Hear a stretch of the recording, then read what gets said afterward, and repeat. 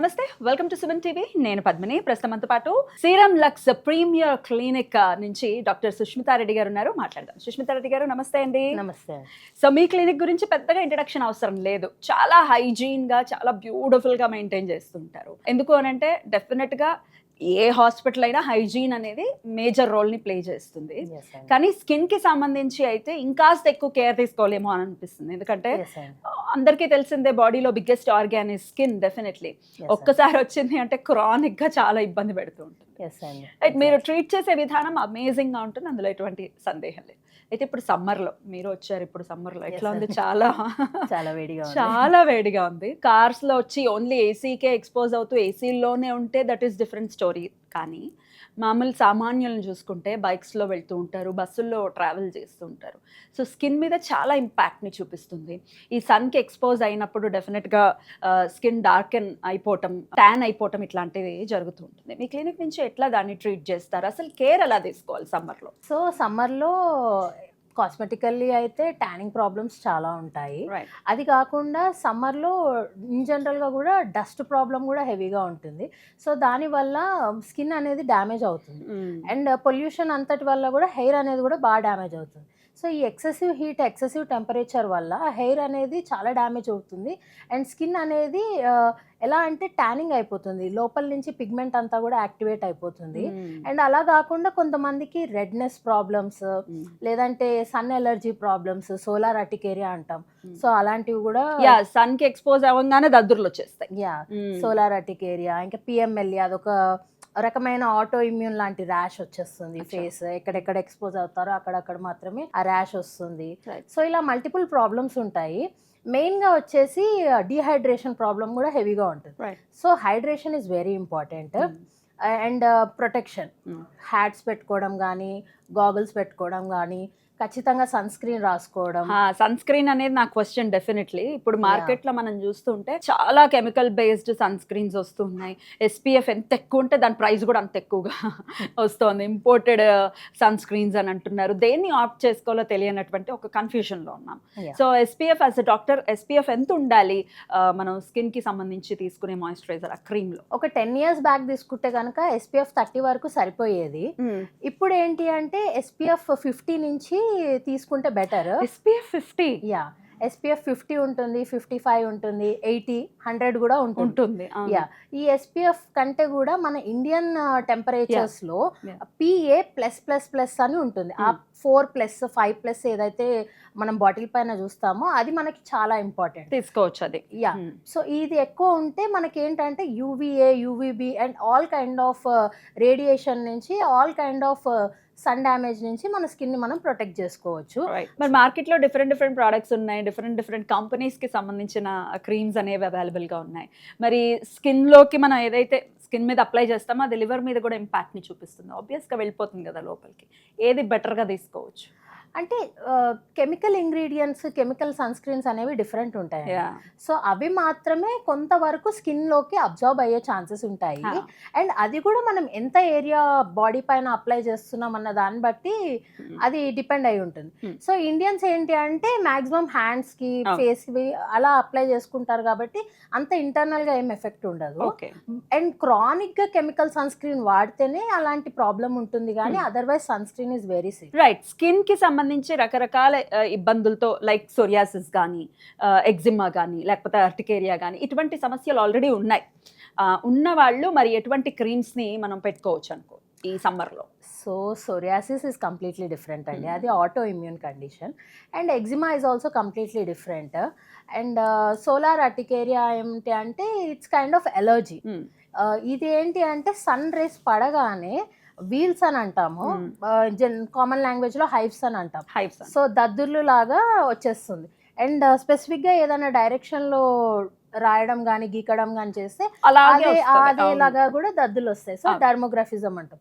So ఇవన్నీ 3 things వచ్చేసి different అండి. సో 3 things కి approach is different. And psoriasis లో కూడా క్రానిక్ వేరే ఉంటుంది, టైప్స్ ఉంటాయి. సో దానికి ప్రకారంగా అది ఎటువంటి ఆటో ఇమ్యూన్ కండిషనో సో అలా మనం మెడికేషన్ ఇవ్వడము, చాలా అడ్వాన్స్డ్ మెడికేషన్స్ ఉన్నాయి. సో అవన్నీ పెట్టుకుంటాము.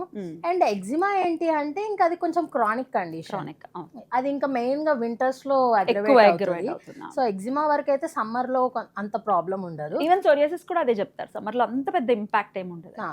ఎప్పుడైతే వింటర్స్ వస్తుందో ఆ టైంలో స్కేలీ లీజన్స్ మెయిన్ గా ఎల్బోస్ నీస్ దగ్గర ఎక్కువ అవుతుంటాయి. కరెక్ట్, రైట్ అండి. అయితే ఈ మధ్య కాలంలో మేము వింటున్నాము పీకో లేజర్ అనేది వింటూ ఉన్నాము. ఏంటి పీకో లేజర్, మరి ఈ పీకో లేజర్ వల్ల స్కిన్ మీద ఎటువంటి ఇంపాక్ట్ ని చూపిస్తుంది అది ఒకసారి? సో పీకో అంటే ఇట్స్ లేజర్. ఇప్పుడు లేజర్ టోనింగ్ అన్నా పీకో టోనింగ్ అన్నా సేమే, కాకపోతే దీనికి స్పెసిఫిక్ గా పీకో అని ఎందుకు పేరు వచ్చిందంటే అది ఏ సెకండ్ లో మన బాడీని హిట్ చేస్తుంది, ఏ సెకండ్ లో ఆ మెలనిన్ ని టార్గెట్ చేస్తుంది అన్న దాన్ని బట్టి ఆ పేరు వచ్చింది. సో ఈ పీకో టోనింగ్ లో ఏంటంటే పీకో సెకండ్స్ లో మనల్ని లేజర్ హిట్ చేస్తుంది. సో ఈ హిట్ చేసినప్పుడు టైనియెస్ట్ మెలనిన్ పార్టికల్ కూడా డిస్రప్ట్ అయిపోతుంది, దాన్ని ఈవెన్చువల్ గా బాడీ తీసేస్తుంది. సో అలా లైట్నింగ్ అనేది చూడొచ్చు, lightning of the pigmentation, lightning of skin. So ఈ పీకో టోనింగ్ ఏంటి అంటే మెయిన్ గా ట్యానింగ్ అప్పుడు, లేదు అంటే మంగు మచ్చలు ఉంటాయి కొంతమందికి, మెలాస్మా ప్రాబ్లమ్స్ ఉంటాయి, ఆ మెలాస్మా కండిషన్స్ లలో ఈ పీకోలో అడ్వాంటేజ్ అంటే యాక్నీ రోజేషియా అంటాం, ఇట్లా చీక్స్ మొత్తం రెడ్ అయిపోతుంది. సో అందులో కూడా యూజ్ చేయొచ్చు, అండ్ యాక్నీలో కూడా యూజ్ చేయొచ్చు. అండ్ టాటూ రిమూవల్, చాలా మంది అన్వాంటెడ్ టాటూస్ వేసుకుంటారు, దానికి కూడా ఇది యూజ్ అవుతుందా? ఎన్నాళ్ళలో ఇంపాక్ట్ చూపిస్తుంది? మాక్సిమం 6 సెషన్స్ లో టాటూ అనేది 80% లైటన్ అప్ అవుతుంది. అందులో మళ్ళీ రెడ్ టాటూస్, బ్లూ టాటూస్ ఉంటే అది కొంచెం టైం తీసుకుంటుంది and different wave lengths use చేయాల్సి వస్తుంది. అదర్వైజ్ పీకో టాటూ కూడా చాలా బాగా రిమూవ్ చేస్తుంది. అండ్ అది కాకుండా కొంతమందికి నెయిల్ ఫంగస్ ప్రాబ్లమ్స్ ఉంటాయి. అది మనం ఇప్పుడు నెయిల్స్ కి ఫంగల్ ఇన్ఫెక్షన్స్ ఎలా అయితే బాడీకి వస్తాయో నెయిల్స్ కి కూడా ఫంగల్ ఇన్ఫెక్షన్ వస్తుంది. ఎలా తెలుస్తుంది మనకి? ఆ బ్లాక్ కలర్ పిగ్మెంటేషన్ లాగా వచ్చేస్తుంది అండ్ నెయిల్ కూడా ఇట్లా పుచ్చిపోయినట్టు అయిపోతుంది, డిస్ట్రోఫిక్ నెయిల్ అని అంటాం. సో ఇలా తెలుస్తుంది. సో ఆ నెయిల్ ఫంగస్ ని కూడా మనం ఈ పీకో లేజర్ తోని టార్గెట్ చేయొచ్చు. మెల్లగా ఆ హీట్ వల్ల ఫంగస్ అనేది చనిపోయి అండ్ బాడీని హీల్ చేస్తుంది. మొటిమలు అనేది డెఫినెట్ గా మరి ఏజ్ తో సంబంధం లేకుండా కొంతమందికి అయితే టీన్స్ లో ఉన్నప్పుడైతే మొటిమలు రావడం అనేది సహజం, కానీ కొంతమందికి ఆఫ్టర్ 30s కూడా లేకపోతే 40s కూడా యాక్నీ అనేది చూడడం, పింపుల్స్ అనేది చూడడం చేస్తుంటారు. పింపుల్ ని చూసిన వెంటనే పాప్ చేసేస్తుంటారు, గిల్లేయడం అనేది చేయకూడదు కదా. ఎంతో కొంత ఉండిపోతుంది, మెగ్నీషియం ఉండిపోతుంది, దాన్ని ట్రీట్ చేయడం కోసం ఎట్లా చేస్తారు, ఏం చేస్తారు అసలు? సో యాక్నీ అనేది మీరు అన్నట్టు టీనేజ్ లో చాలా కామన్. ఆ టైంలో అప్పుడప్పుడే హార్మోన్స్ అన్ని కూడా డెవలప్ అవుతూ ఉంటాయి కాబట్టి ఆ టైంలో హార్మోనల్ సర్చ్ వల్ల యాక్నీ వచ్చేస్తుంది, హార్మోన్ డిపెండెంట్ ఏరియాస్ లో.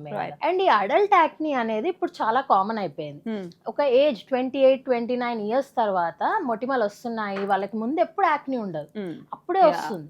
అది ఇప్పుడు చాలా కామన్ అయిపోయింది. దానికి మల్టిపుల్ రీజన్స్ ఉన్నాయి. ఒకటి కార్టిజాల్, మన స్ట్రెస్ లెవెల్స్ వల్ల అది ఇంక్రీజ్ అయిపోయి వస్తుంది.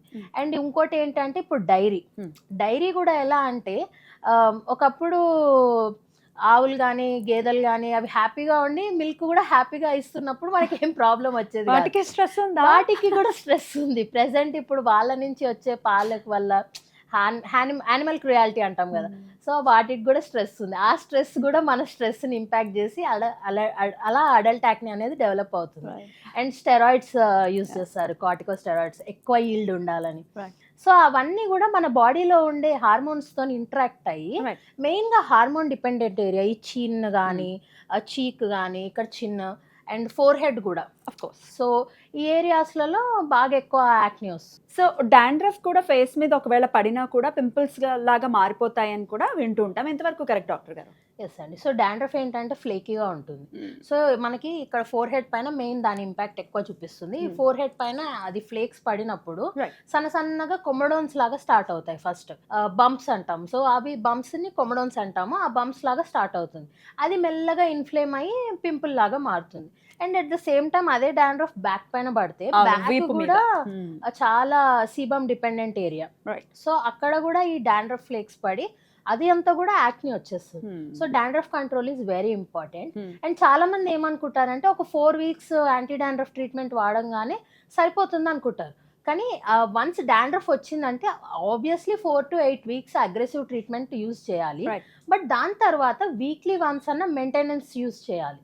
సో యాంటీ డాండ్రఫ్ షాంపూస్ కానీ లోషన్స్ కానీ వాళ్ళు ఏవైతే వాడుతున్నారో అది అట్లీస్ట్ వీక్లీ వన్స్ రెజిమెన్ పెట్టుకుంటే అది లైఫ్ టైం కంట్రోల్ అవుతుంది. సో వన్స్ ఒకసారి డాండ్రఫ్ ప్రాబ్లం వచ్చిందంటే it's for life time. Right.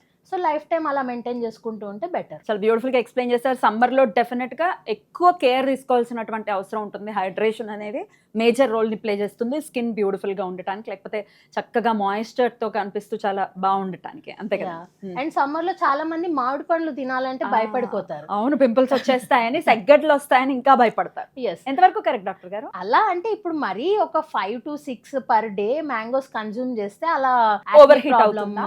Over heat కాదు, అది ఒక రకమైన ఇన్ఫ్లమేషన్. ఓకే. సెబేషియస్ గ్లాండ్ ఉంటుంది కదా, అదంతా ఇన్ఫ్లేమ్ అవుతుంది మ్యాంగోలో ఉండే ఇంగ్రీడియంట్స్ వల్ల.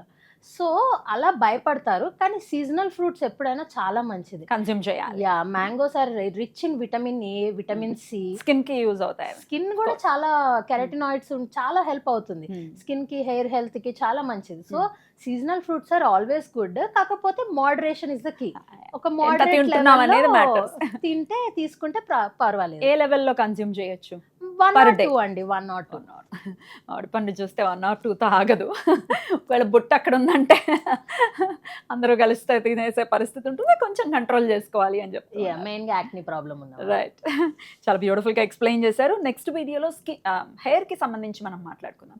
హెయిర్ ఫాల్ అనేది వీళ్ళకి వాళ్ళకి అని కాకుండా, అంటే ఏజ్తో కూడా సంబంధం లేకుండా చిన్న పిల్లల్లో కూడా హెయిర్ ఫాల్ అనేది చూస్తున్నాము. అందున సమ్మర్లో ఈ హెయిర్ ఫాల్ ఎందుకు ఇంత అగ్రవేట్ అవుతుంది, ఇవన్నీ ఒక్కసారి నెక్స్ట్ వీడియోలో మాట్లాడుకుందాం. Okay, thank you so very much doctor గారు. నమస్తే.